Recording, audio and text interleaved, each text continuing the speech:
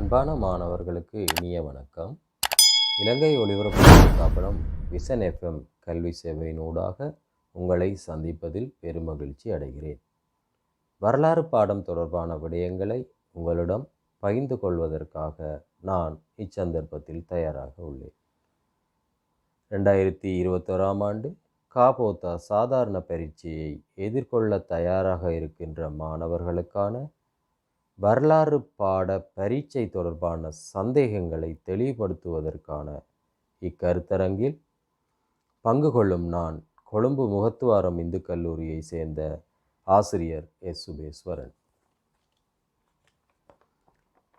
வரலாறு பாட பரீட்சை வினாத்தாள் ஒன்றினை நாங்கள் அவதானிக்கும் போது அப்பரீட்சை வினாத்தாள் 2 பகுதிகளை கொண்டதாக காணப்படுகிறது. பகுதி 1, பகுதி 2. பகுதி 1ற்கு 1 மணித்தியாலமும் பகுதி 2ற்கு 3 மணி நேரங்களும் வழங்கப்படுவதுண்டு. பகுதி 1 வினாத்தாளினை அவதானிக்கும் பொழுது 40 வினாக்கள் வழங்கப்படுகிறது. 40 வினாக்களுக்கும் 2 புள்ளிகள் என்ற அடிப்படையில் 80 புள்ளிகள் மொத்தமாக தீர்மானிக்கப்படும். 1 தொடக்கம் 40 வரை உள்ள வினாக்கள் ஒவ்வொன்றிலும் 1, 2, 3, 4 என இலக்கமிடப்பட்ட விடைகள் வழங்கப்படும். 4 விடைகளில் மிக பொருத்தமான விடையை நீங்கள் தெரிவு செய்து கொள்ள வேண்டும். இப்பரீட்சைத்தாள் தொடர்பான மேலும் சில விடயங்களை பார்க்கும்போது உங்களுக்கு வழங்கப்பட்டுள்ள விடைத்தாளில் ஒவ்வொரு வினாவுக்கும் உரிய வட்டங்களில் உங்களது விடையின் இலக்கத்தை வட்டத்தின் உள்ளே புள்ளடியாக இட வேண்டும். அவ்விடைத்தாளின் மறுபக்கத்தில் தரப்பட்டுள்ள ஏனைய சில அறிவுறுத்தல்களையும் நீங்கள் கவனத்தில் கொண்ட பிறகு விடைகளை அளிப்பதற்கு தயாராக இருக்க வேண்டும். ஏற்கனவே குறிப்பிட்டதை போல பகுதி 1ல் 40 வினாக்கள் உள்ளன. ஒவ்வொரு வினாவுக்கும் 4 விடைகள் தரப்பட்டிருக்கும். பொருத்தமான விடையை தெரிவு செய்து புள்ளடித்தாளில் புள்ளடியை இட வேண்டும். 40 வினாக்களில் முதல் 20 அல்லது 25 வினாக்கள் தரம் 10 உள்ள பாடப்பரப்பை அடிப்படையாக கொண்டு தெரிவு செய்யப்படுவதாக இருக்கும். மிகுதி 20 வினாக்களோ அல்லது 15 வினாக்களோ தரம் 11 பாடப்பரப்பை கொண்டதாக அமையும். இதில் முதல் 20 அல்லது 25 வினாக்கள் தரம் 10 உள்ள பின்வரும் அலகுகளை மையமாக கொண்டு தெரிவு செய்யப்படுவதுண்டு. 1.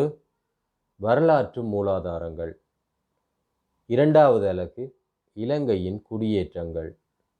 3வது அலகு இலங்கையின் அரசியல் அதிகார வளர்ச்சி. 4வது அலகு பண்டைய சமூகம். 5வது அலகாக இருப்பது இலங்கையின் புராதன விஞ்ஞானமும் தொழில்நுட்பமும். 6வது அலகாக வரலாற்று அறிவும் நடைமுறை பிரதியீடும். 7வது அலகாக இருப்பது உலர்வலய புராதன நகரங்களின் வீழ்ச்சியும் தென்மேற்கில் புதிய இராச்சியங்களின் தோற்றமும். 8வது அலகாக கண்டி இராச்சியமும். 9வது அலகாக மறுமலர்ச்சி.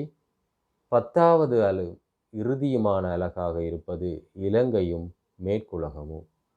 மேற்கூறிய 10 அலகுகளிலிருந்து முதல் 15 அல்லது 20 வினாக்களுக்கான வினாக்கள் தெரிவு செய்யப்படுவதுண்டு. எனவே மாணவர்கள் தரம் 10 உள்ள வினாக்களுக்கான விடைகளை தயார்படுத்தி கொள்ள வேண்டும். மிகுதி 20 வினாக்கள் அல்லது 15 வினாக்கள் என்று நாங்கள் கருதும்போது தரம் 11 சேர்ந்த பாடப்புத்தகத்தில் இருந்து தெரிவு செய்யப்படுகின்ற வினாக்களாக இருக்கும். இதில் தரம் 12 உள்ள பாட அலகுகள் என்று பார்க்கும்போது அலகு 1 கைத்தொழில் புரட்சி.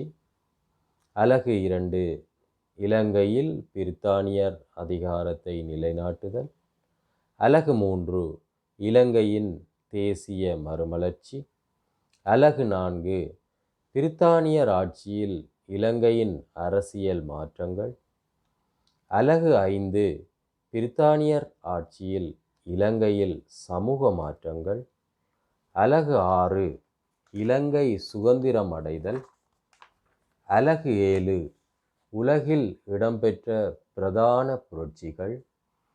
அலகு 8 உலக மகா யுத்தங்களும் இணக்கப்பாடுகளும். இவ்வலகுகளிலிருந்து இறுதி 20 வினாக்கள் அல்லது 15 வினாக்கள் உங்களுக்காக தெரிவு செய்யப்படும். குறிப்பாக உலகில் இடம்பெற்ற பிரதான புரட்சிகள், உலக மகா யுத்தங்கள் என்ற அலகுகளிலிருந்து அதிகமான வினாக்கள் தெரிவு செய்யப்படுவதுண்டு. இதனையும் மாணவர்கள் கவனத்தில் கொள்ள வேண்டும். இதில் 40 வினாக்களில் குறிப்பிட்ட ஒரு அலகான உதாரணமாக இலங்கையின் புராதன விஞ்ஞானமும் தொழில்நுட்பம் தரம் 10ற்குரிய அலகு 5ஐ சேர்ந்த பாடத்தில் எவ்வாறு வினாக்கள் அமையப் போகின்றன என்றும் சற்று அவதானிப்போம். பாடத்தலைப்பு இலங்கையின் புராதன விஞ்ஞானமும் தொழில்நுட்பமும். இலங்கையின் புராதன விஞ்ஞானமும் தொழில்நுட்பம் பற்றி குறிப்பிடும் போது, இயற்கையின் தொழிற்பாட்டிற்கு ஏதுவாகும் கோட்பாடுகளை விளங்கிக் கொள்வதும் அவற்றுக்கு விளக்கமளிப்பதும் விஞ்ஞானமாகும். இயற்கையின் தொழிற்பாட்டிற்கு ஏதுவாகும் கோட்பாடுகளை விளங்கிக் கொள்வதும் அவற்றுக்கு விளக்கமளிப்பதும் விஞ்ஞானமாகும். விஞ்ஞான எண்ணக்கருக்களை பயன்படுத்தப்படுவதற்காக பிரயோகிக்கப்படும் நடவடிக்கைகள் தொழில்நுட்பம் எனப்படும். விஞ்ஞான எண்ணக்கருக்களை பயன்படுத்துவதற்காக பிரயோகிக்கப்படும் உத்திகள் தொழில்நுட்பம் எனப்படும். எனவே இலங்கையின் புராதன விஞ்ஞானம் தொழில்நுட்பம் பற்றி சற்று கலந்துரையாடப்பட்டது. விஞ்ஞானம் மற்றும் தொழில்நுட்பம் என்னும் அர்த்தத்தில் பெரும்பாலான பண்டைய சமூகங்கள் இயற்கையின் கோட்பாடுகளை விளங்கி அவற்றை தமது வாழ்வில் பயன்படுத்தியுள்ள விடயங்களை நாங்கள் அறிந்து கொள்ளக்கூடியதாக உள்ளது. மேற்கூறிய கருத்துக்களை நடைமுறையில் பயன்படுத்திய விதம் பற்றி விளக்குவதும் விஞ்ஞான தொழில்நுட்ப அறிவை வலியுறுத்துவதுமே இவ்வலகின் நோக்கமாகும். இவ்வலகு இலங்கையின் புராதன விஞ்ஞானமும் தொழில்நுட்பமும். இவ்வலகிற்கான தேர்ச்சி மட்டம், கற்றல் பேறுகள் என்பவற்றை விளங்கிக் கொள்ள வேண்டும். இவ்வலகிற்கான தேர்ச்சி இலங்கையின் பெருமையை உலகிற்கு வெளிக்காட்டிய நமது மூதாதையர்களின் விஞ்ஞான அறிவு மற்றும் தொழில்நுட்ப திறன்களின் மகிமையை கற்று அவ்வாறான திறன்களை விருத்தி செய்து கொள்வார். இது தேர்ச்சி. தேர்ச்சியை மறுமுறை கூறுகிறேன். இலங்கையின் பெருமையை உலகிற்கு வெளிக்காட்டிய நமது மூதாதையர்களின் விஞ்ஞான அறிவு மற்றும் தொழில்நுட்ப திறன்களின் மகிமையை கற்று அவ்வாறான திறன்களை விருத்தி செய்து கொள்வார். தேர்ச்சி மட்டம் விஞ்ஞான தொழில்நுட்ப பிரயோகத்தில் சுதேச தனித்துவம் உண்டென்பதை விளங்கிக் கொண்டு அதனை பகுத்தாய்வார். இது தேர்ச்சி மட்டம். விஞ்ஞான தொழில்நுட்ப பிரயோகத்தில் சுதேச தனித்துவம் உண்டென்பதை விளங்கிக் கொண்டு அதனை பகுத்தாய்வார். கற்றற்பேறுகள் 1, 2, 3 என 3 காணப்படுகிறது. 1. பிரயோக விஞ்ஞானத்தின் ஆரம்ப கட்டங்களை விளக்குவர். 2. முன்வரலாற்று காலத்தில் விஞ்ஞானம் தொழில்நுட்பம் மூலம் எடுத்து காட்டப்படும் சுதேச தனித்துவத்தை பகுத்தாய்வர். கற்றற்பேறு 2 காணப்படுகிறது. பிரயோக விஞ்ஞானத்தின் ஆரம்ப கட்டங்கள் சிலவற்றை நாம் அடுத்து நோக்கப் போகிறோம். பிரயோக விஞ்ஞானத்தின் ஆரம்ப கட்டங்கள். இலங்கையில் காணப்பட்ட விஞ்ஞான கருத்துக்கள் மற்றும் அவற்றை நடைமுறைப்படுத்துவதற்காக பின்பற்றிய தொழில்நுட்ப அணுகுமுறைகளின் வரலாறுகள் கிறிஸ்துக்கு முன் 2000 ஆண்டு பழமையானது. பிரயோக விஞ்ஞானத்தின் ஆரம்ப கட்டங்களில் அடுத்த விடயங்கள்: புராதன களிமண்ணிலான ஓட வடிவமான புதைகுழிகள், அதை பற்றி நாங்கள் விரிவாக பார்க்க வேண்டும். களிமண் சுவர்கள் நிலத்திற்கு செங்குத்தாக அமைக்கப்பட்டிருத்தல், செங்கற்களும் அதனை இணைக்க பயன்படுத்திய களிமண் சாந்தும் பற்றி கற்க வேண்டும். களிமண் சுவர்களின் தடிப்புக்கும் உயரத்துக்கும் இடையிலான தொடர்பு, எரிவதற்கு ஆக்சிஜன் தேவை, அதை எவ்வாறு இந்த சந்தர்ப்பத்தில் பயன்படுத்தி இருந்தனர் என்ற விடயத்தையும் நாங்கள் இங்கே அவதானிக்க வேண்டும். பிரயோக விஞ்ஞானத்தின் ஆரம்ப கட்டங்களில் அடுத்த விடயமாக மட்பாண்ட தொழில்நுட்பத்தில் பயன்படுத்தப்பட்ட வனைதற் சில்லை பற்றி கேட்க வேண்டும். வனைதற் சில்லு மூலம் உருவாக்கப்பட்ட மட்பாத்திரங்கள் அநேகமானவை புதை அகழ்வாராய்ச்சியின் போது கிடைக்கப்பெற்றுள்ளன.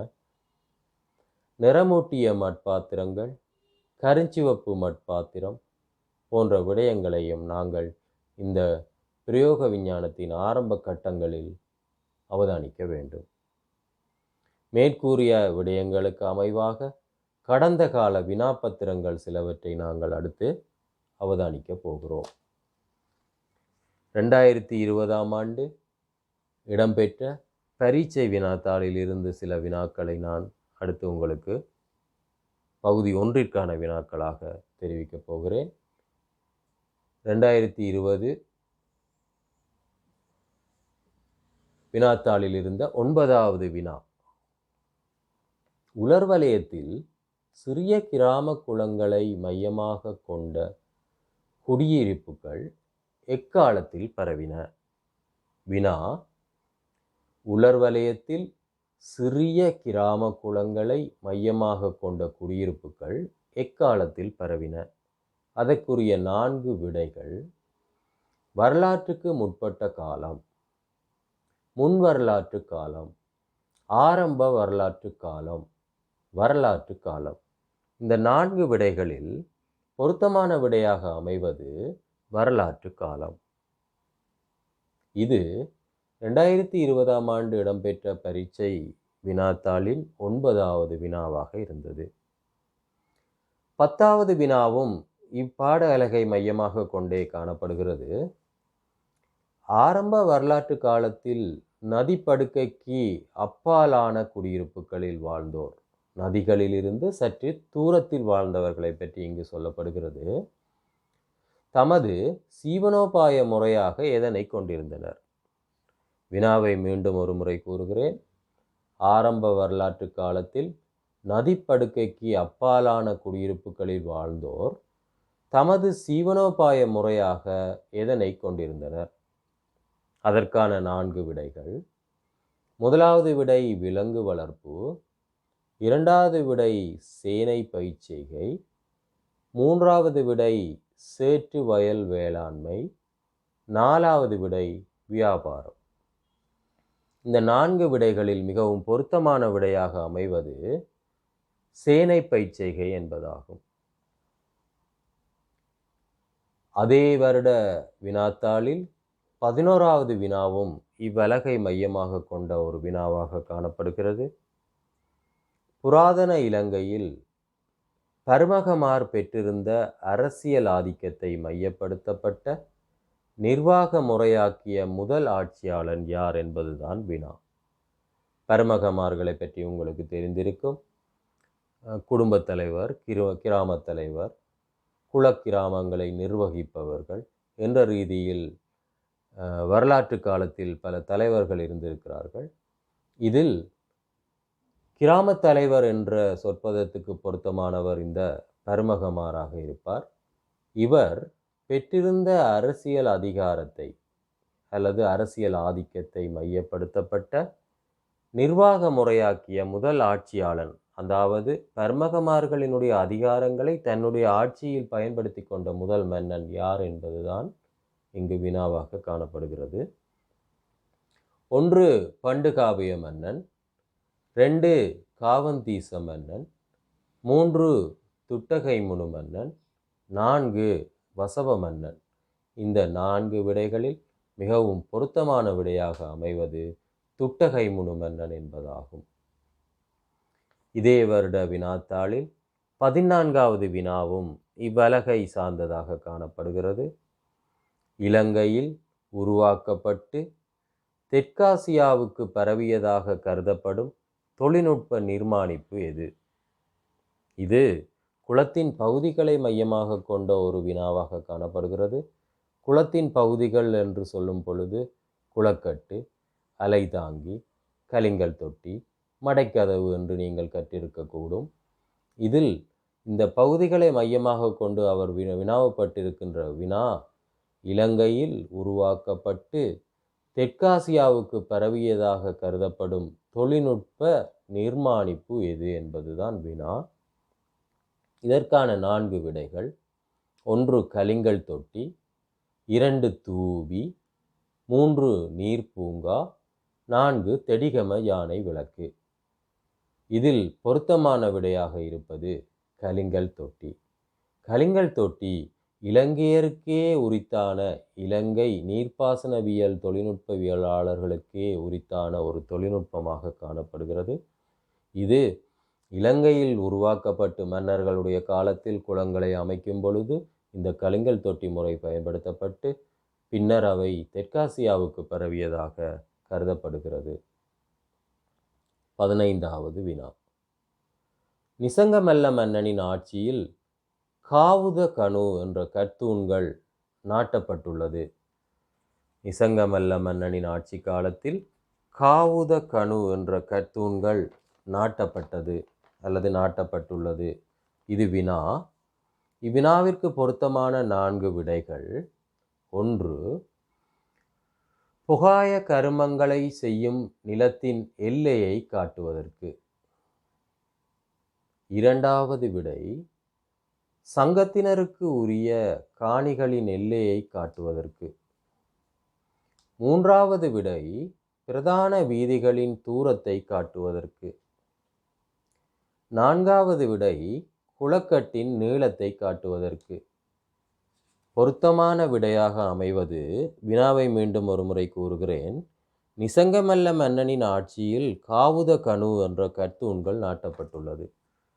காவுத கணு என்பது பொருத்தமான விடை என்று சொல்லும் இடத்து பிரதான வீதிகளின் தூரத்தை காட்டுவதற்காக நடப்படுகின்ற அந்த கற்களை குறிப்பிடும். தற்போதும் வீதிகளில் தூரத்தை காட்டுவதற்காக மைல் கற்கள், கிலோமீட்டர் கற்களை நாங்கள் நடுவது வழக்கம். அதை போல முன்னைய காலங்களில், மன்னர்களுடைய காலங்களில் இந்த காவுத கணு என்ற சொல் கொண்ட கற்கள் நடப்பட்டிருக்கின்றன.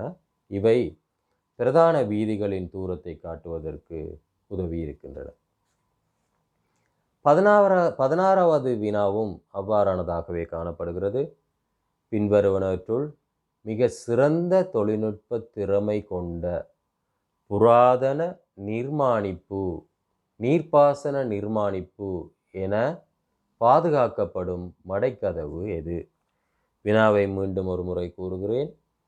பின்வருவனவற்றுள் மிக சிறந்த தொழில்நுட்ப திறமை கொண்ட புராதன நீர்ப்பாசன நிர்மாணிப்பு என பாதுகாக்கப்படும் மடைக்கதவு எது?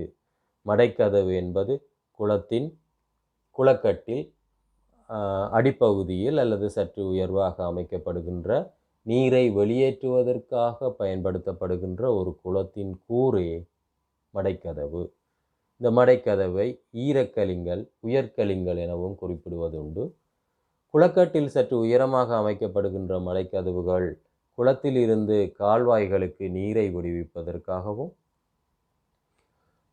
குளக்கட்டினுடைய அடிப்பகுதியில் நிர்மாணிக்கப்படுகின்ற மடைக்கதவுகள் குளத்தில் இருந்து சேற்றை வெளியேற்றுவதற்காகவும் பயன்படுத்தப்படுகிறது. இவ்வினாவிற்கான 4 விடைகள்: பதவியா, மாதுரோயா, நாச்சடுவ, மின்னேரியா. புராதன காலத்தின் பாதுகாக்கப்படும் மடைக்கதவு எது என்பது சுருக்கமான வினா. பதவியா, மாதுரோயா, நாச்சடுவ, மின்னேரியா. பொருத்தமான விடையாக அமைவது மாதுரோயா என்பதாகும்.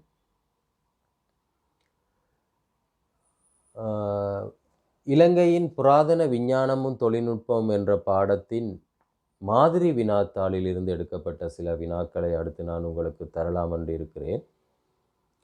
கிறிஸ்துக்கு பின் 3ஆம் நூற்றாண்டுக்குரிய வரலாற்று கால வீடொன்று கண்டறியப்பட்ட இடமாக அமைவது. 4 விடைகள். திஸ்ஸ மகாராமா வலகம் 10, பெல்லன்பதி பெல்லச, கித்துல்கல பெலிலென, ராவண எல்லை. 4 விடைகள்.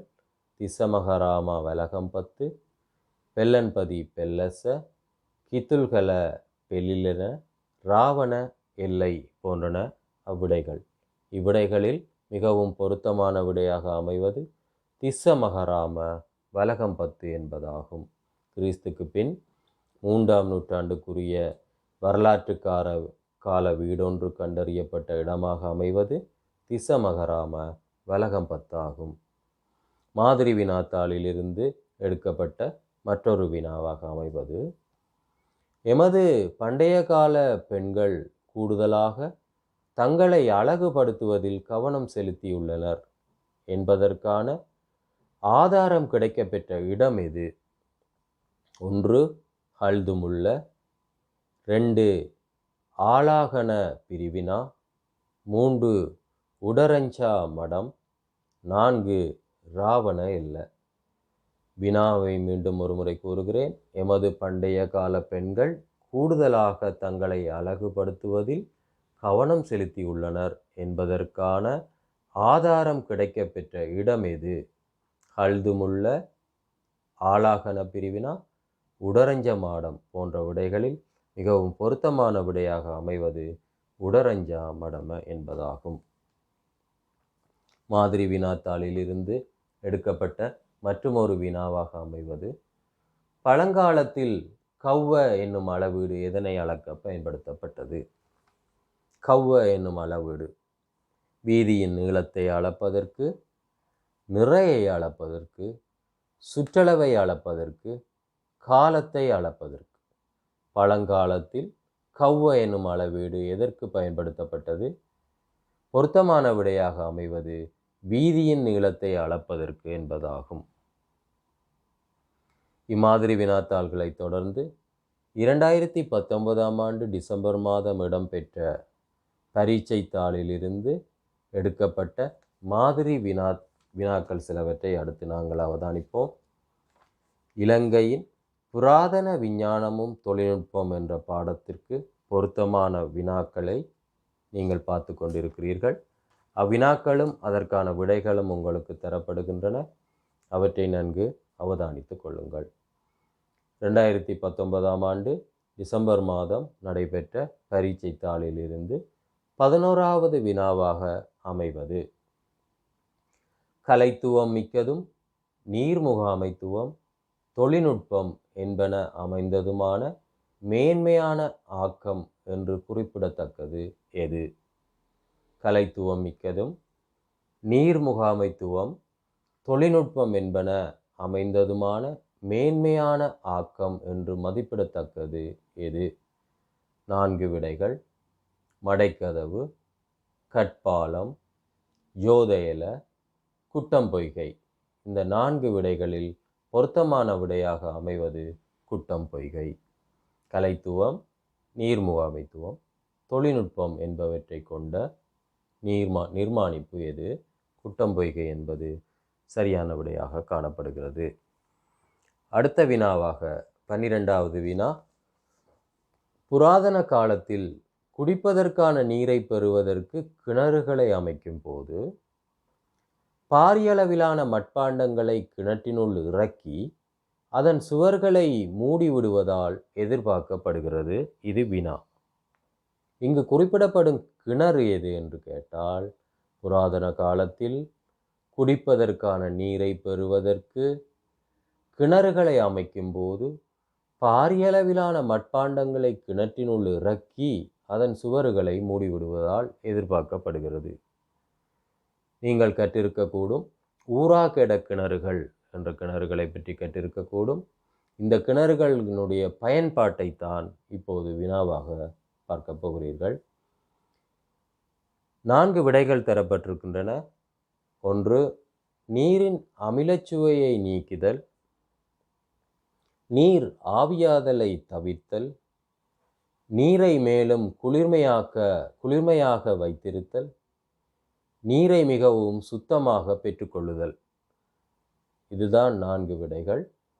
ஊராகட கிணறுகளின் பயன்கள் என்று சொல்லும் இடத்தில் பொருத்தமான விடையாக அமைவது முதலாவது விடை, நீரின் அமிலச்சுவையை நீக்குதல் என்பதாகும்.